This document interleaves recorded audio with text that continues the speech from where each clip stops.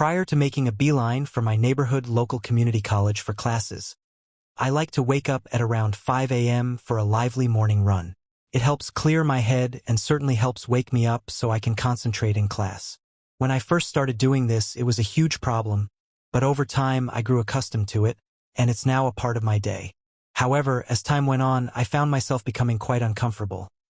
Not from a physical perspective, but more so, it felt like my survival instincts started kicking in seemingly at random. I'd whip my head around to check if anyone was following me or even watching me through the lush park where I ran, but I couldn't see anyone. It didn't help that it was dark either, so even if there was someone lurking in the shadows, there was no way I could tell. As an extra precaution, I started carrying some pepper spray to fend off any potential attackers. But as time passed and that eerie feeling happened more and more, I just couldn't force myself to run any longer. A friend of mine, Daniel, a self-proclaimed runner himself, told me not to worry about it. He said that the mind plays tricks on itself when it can't see things clearly, especially in the dark. After being reassured by him, I decided to give running another go. So today, like any other day, I slapped on some black leggings, tied my hair up in a ponytail, put on my running shoes, set my music volume to max, and headed out the door. I felt fantastic at first and was loving the cool breeze and crisp morning air. But then, halfway into my run, a tall, hooded figure stepped out onto the path in front of me. Quickly, I pulled out my pepper spray and yelled at the person to leave me alone. The person immediately pulled down their hood, revealing themselves to be Daniel. I sighed with relief as he approached, laughing about how funny it was that we ran the same route. I told him that I felt safer knowing he was nearby. However, Daniel stepped uncomfortably close and gave a crooked smile. He said that, of course, I was safe with him, as obviously I had been safe with him for a long time.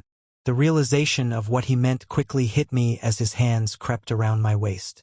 I screamed at him to let me go and tried to spray him, but he slapped it out of my hand and proceeded to grab my throat. With desperate gasps, I begged him to let me go and for someone to help me.